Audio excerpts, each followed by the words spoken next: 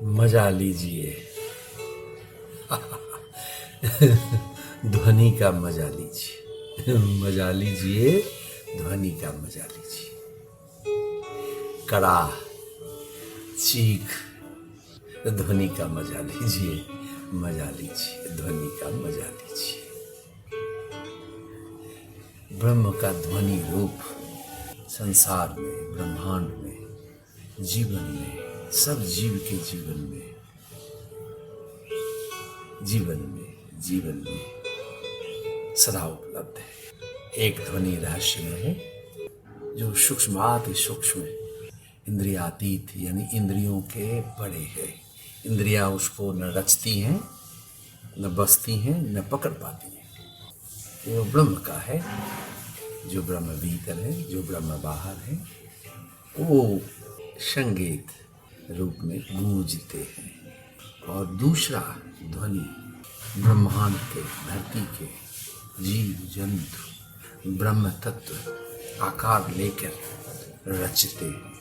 सक्रिय ध्वनि, इसे आह ध्वनि कहते हैं। इसे सृजित किया जा सकता है और सृजित होता ही रहता है। होता ही रहता है। ये कोई आपके वश में यह भी नहीं है, आपसे होते ही रहता है। आप माध्यम हैं।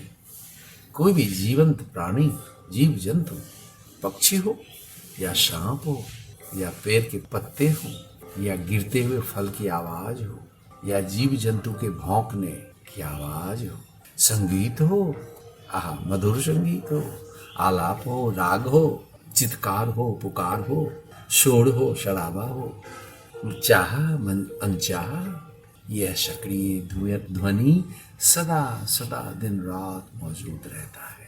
यह कृत्रिम कल कारखानों से भी पैदा होता है। यह भी ब्रह्म ध्वनि है। गौर करने की जरूरत है। पवित्र भाव से, प्रेम से, श्रद्धा से सुनने, ग्रहण करने की जरूरत। फिर तो कोई फर्क नहीं है आहत अनाहत में।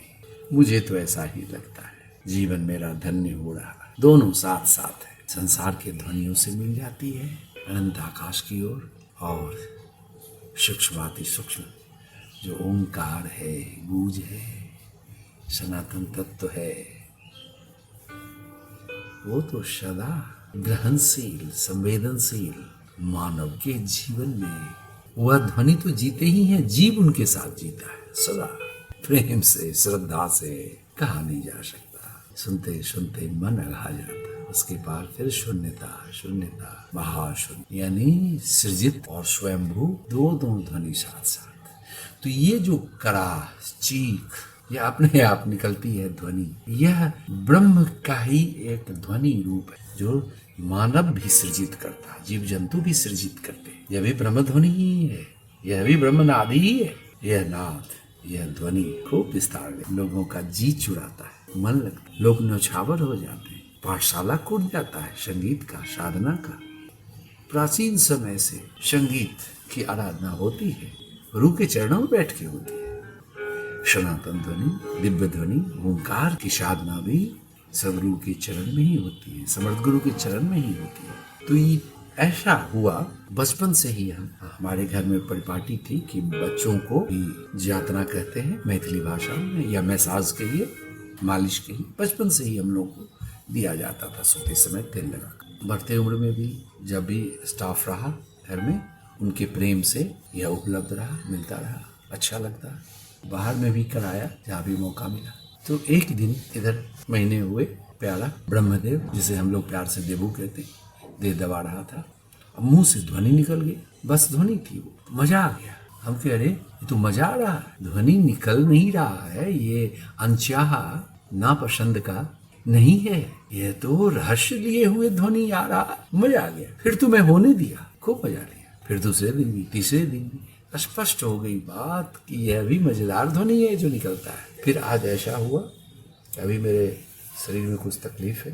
नाक में जड़पाद कहते हैं, यानी भीतर जो तकलीफ होती है, बुखार होता है, वह नाक के आसपास कुछ छोटे छोटे दाने के रूप में प्रकट होता है, और वह धीरे धीरे बड़ा होके, बहुत बड़ा तो नहीं होता लेकिन तकलीफ तो देता। इलाज होने लगा साथ साथ। तकलीफ तो थी, तो मैं दवाखाने ही कुर्सी पर बैठ रहा था। धब से बैठ तो गया, लेकिन फिर मुंह से फुच से कड़ाह निकल गई। ध्वनि निकल गई, उसको कड़ा कहेंगे। उसमें मजा ही मजा था। क्या हुआ, ये क्या हुआ? नाक में तकलीफ है, बस नाक में, और ये कड़ा ध्वनि तो मजेदार है, ध्वनि तो मजेदार जो निकल रहा तो ऊपर घूम रहा था। फिर आ गया, अरे पहले से ही प्रभु कृपा थी कि आहत और अनाहत का मैंने कन्फ्लुएंस संगम देखा है, प्रभु कृपा से, अस्तित्व की कृपा से। तो आज प्रभु ने, उनकी कृपा से मजा आ गया, ध्वनि का मजा आ गया, मजा आ गया, मजा आ गया, ध्वनि का मजा आ गया। यूं ही निकलते नाक से, मुख से ध्वनि का मजा मजा मजा आते ही जा रहा। जय हो मजा की, जय हो मजा रूपी परमात्मा की, ब्रह्म की, जय हो जय हो जय हो।